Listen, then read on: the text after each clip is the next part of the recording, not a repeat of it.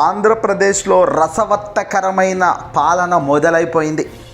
అందరూ ఊహించింది ఒకెత్తైతే జరుగుతున్న పరిణామాలు చూస్తుంటే ఊహించింది కాదు, ఊహకందనివే జరగబోతున్నాయి రాబోయే కాలంలో అనేదానికి ప్రతిరోజు ఒక్కొక్కటి వెలుగులోకి వస్తూనే ఉన్నాయి.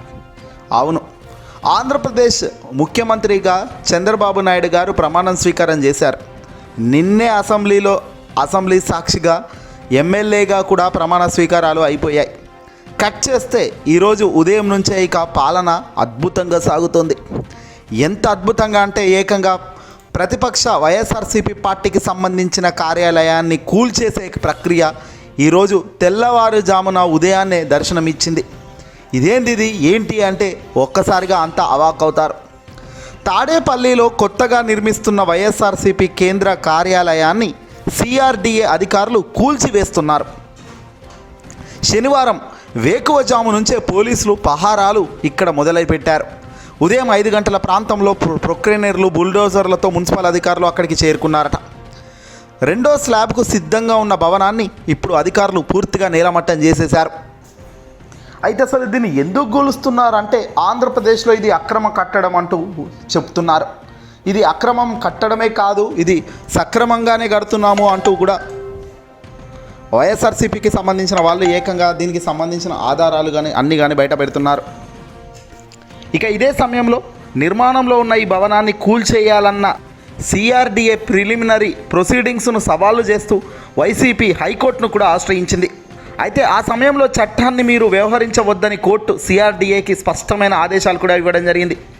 ఇదే విషయాన్ని సిఆర్డీఏ కమిషనర్ దృష్టికి వైఎస్ఆర్సీపీ న్యాయవాది తీసుకెళ్లారు. అయినా కూడా మున్సిపల్ అధికారులతో సిఆర్డీఏ ఈ కూల్చివేతలు జరుపుతోంది. హైకోర్టు ఇచ్చిన ఆదేశాలను బేఖాతరు చేస్తూ ఈ కూల్చివేత ప్రక్రియను ప్రారంభించారు.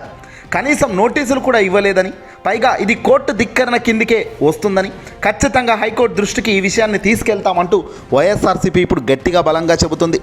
దీనిపై మాజీ సీఎం వైఎస్ జగన్మోహన్ రెడ్డి గారు చాలా ఆగ్రహంతోనే రియాక్ట్ అయ్యారు. ఆంధ్రప్రదేశ్లో రాజకీయ కక్ష సాధింపు చర్యలకు దిగిన చంద్రబాబు తన దమనకాండను స్థాయికి తీసుకెళ్లారు. ఒక నియంతల తాడేపల్లిలో దాదాపు పూర్తి కావచ్చిన వైఎస్ఆర్సీపీ పార్టీ కేంద్ర కార్యాలయాన్ని బుల్డోజర్లతో కూల్చివేయించారు. హైకోర్టు ఆదేశాల్లోనూ పూర్తిగా బేఖాతరు చేశారు. రాష్ట్రంలో చట్టం, న్యాయం పూర్తిగా కనుమరుగైపోయాయి. ఎన్నికల తర్వాత చోటు చేసుకుంటున్న హింసాత్మక ఘటనలతో రక్తాన్ని పారిస్తున్న చంద్రబాబు నాయుడు ఈ ఘటన ద్వారా ఈ 5 ఏళ్ల పాటు పాలన ఏ విధంగా ఉండబోతుందనే దానికి హింసాత్మక సందేశాన్ని ఇవ్వకనే ఇచ్చారు. ఈ బెదిరింపులకు, ఈ కక్ష సాధింపు చర్యలకు వైఎస్ఆర్సీపీ పార్టీ తలొగ్గేది లేదని, వెన్ను చూపేది అంతకన్నా లేదని, ప్రజల తరపున ప్రజల కోసం ప్రజలకు తోడుగా గట్టి పోరాటాలు చేస్తాం. దేశంలోని ప్రజాస్వామ్యవాదులంతా చంద్రబాబు దుశ్చర్యల్ని ఖండించాలని కోరుతున్నాను అంటూ మాజీ సీఎం వైఎస్ జగన్మోహన్ రెడ్డి గారు ట్విట్టర్ వేదికగా ట్వీట్ చేయడం జరిగింది.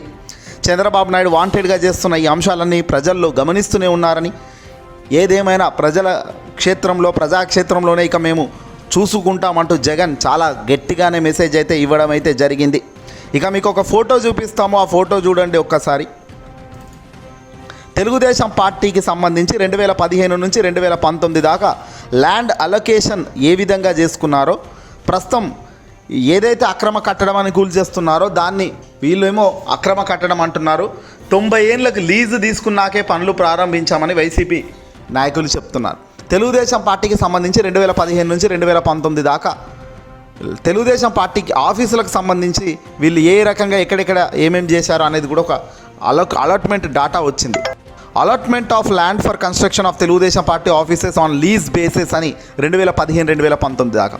ఇక్కడ వైఎస్ఆర్ కడప లొకేషన్ పల్లి village, Kadapa mandal, GO details, extent AC.1 CTS, lease amount, lease period 200 square yard per month, 33 years లీజుకు తీసుకున్నారు. శ్రీకాకుళంలో లీజుకు 90 సంవత్సరాలు తీసుకున్నారు. అయితే కోర్టు ఇచ్చిన ఆదేశాలను సైతం తుంగలోకి తొక్కి వీళ్ళు చేస్తున్న నిర్వాహకంపై ఇప్పుడు ఎలాంటి ఆప్షన్ ఉందో చూడాల్సిన అవసరం ఉంది.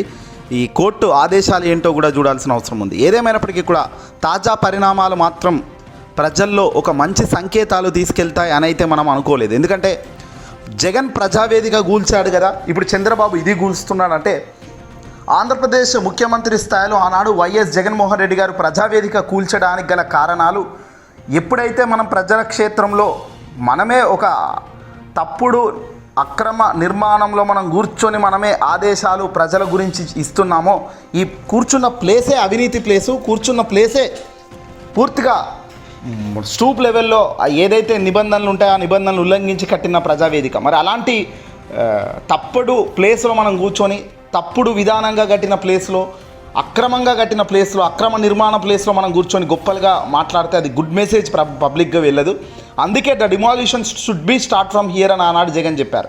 ఎందుకంటే మనం ప్రతినిత్యం కూర్చుంటాం ఇందులో కూర్చొని మనం ఏదో గొప్పలు చెప్తే కూర్చున్న జాగే మనం అక్రమంగా నిర్మించిన ప్రదేశం అయినప్పుడు ఎలాంటి సంకేతాలు మనం ప్రజల్లోకి ఇస్తామన్న ఉద్దేశంలో భాగంగానే జగన్ ఆ కూల్చివేతనైతే అక్కడ జరిగింది.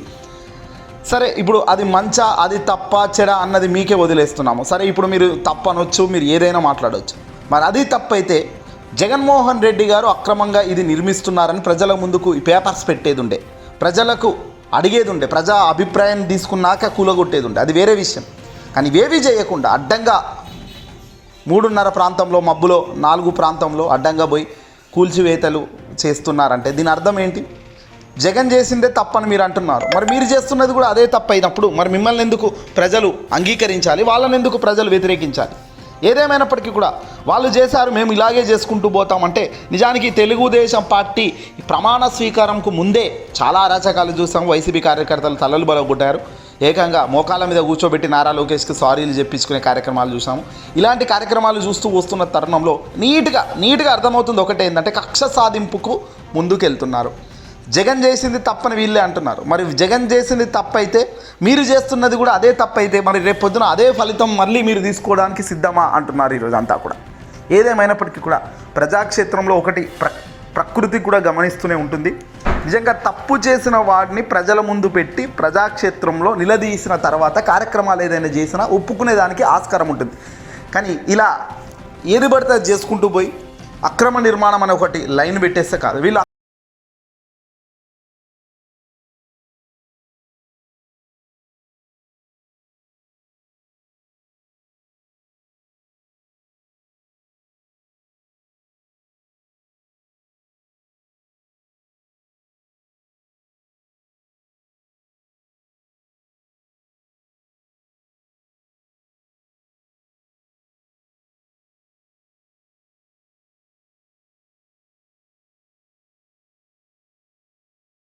సుప్రీంకోర్టుకు పోతామంటున్నారు.